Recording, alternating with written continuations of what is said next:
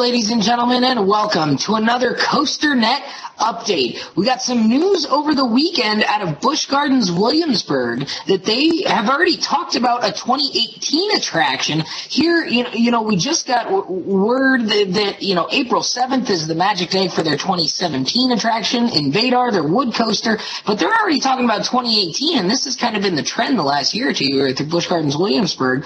But they're going to be adding a VR experience for 2018, and Andy, I don't know about you, but I was shocked to hear that it sounds like it's going on their Europe in the Air simulator attraction in what they're calling a first-of-its-kind attraction in North America. So I think it's interesting that they're taking this sort of already virtual experience and they're going to kind of kick it up a notch and do the whole VR treatment as we've been seeing on a lot of the roller coasters and now some of the drop towers. Six Flags Over Georgia just opened up VR on their drop tower. So what are your thoughts on a VR motion simulator? Well, at first, Danny, I kind of thought it was dumb. But then I actually started thinking about it that, I just rode Europe in the Air a few years ago for the first time. Wasn't a huge fan of the whole ride. The story is good enough. Actually, I thought walking into the ride was actually cooler than the ride itself. The amount of theming they have in the queue and going down, you feel like you're going into this dungeon. And then you're in this motion simulator, and it's kind of weird, the storyline. I wasn't a huge fan of it. And then when I heard this, I'm like, well, I don't know how this is going to go. But then, I started talking to some people. I started talking to, you and Daniel, and it kind of, and Daniel especially kind of brought it to my attention that this actually makes perfect sense. That one of the problems with this motion simulator was the amount of time you used to spend waiting for the other group to clear out. Well, now that time is going to be spent actually putting on the VR headsets so that when you are actually ready to go, you're going to go sit right down, ride the ride, and then have that full experience. So it actually kind of makes a lot of sense from a loading, unloading standpoint. And it seems like the theme is going to be a lot better than the old Europe in the Air. Because it is so far from the logo, all we know is what we've seen here is that there's obviously a dragon, but then cut out in the middle you have some sort of fairy as well. So there's some sort of dragons, which are always cool, which are very popular now because of Game of Thrones.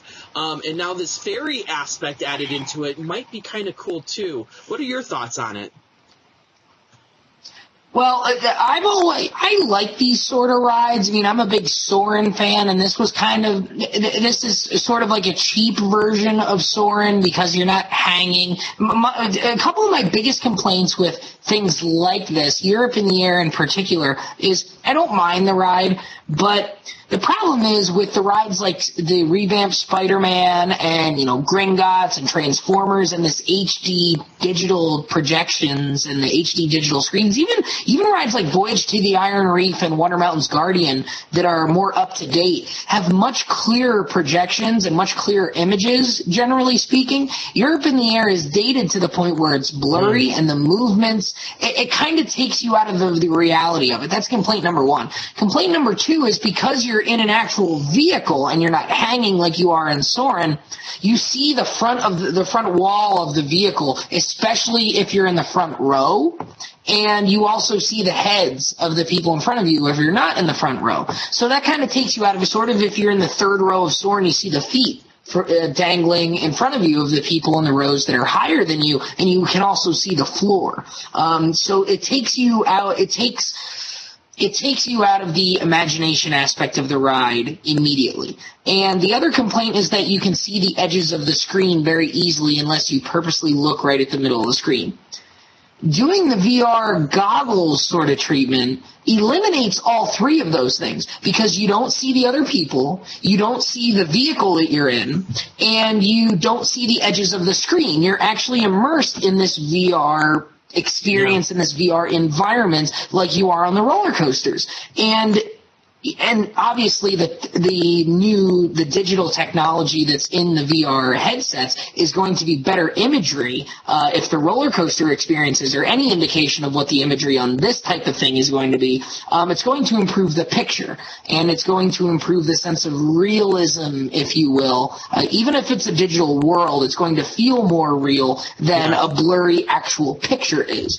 So that aspect I like of it. And you're still going to get some of the physical sensations, hopefully with the moving around and the air in your face. You're not going to get the roller coaster sensations of the G-forces and all that. But I think there's a lot of potential here. You have the potential to really make a unique storyline and a more maybe a fantasy type storyline, or a fictional storyline, like with the whole dragon thing. You can't really do that well with real video footage, real life video footage like they do in Europe in the Air as it is today. So I think there's a lot of potential here.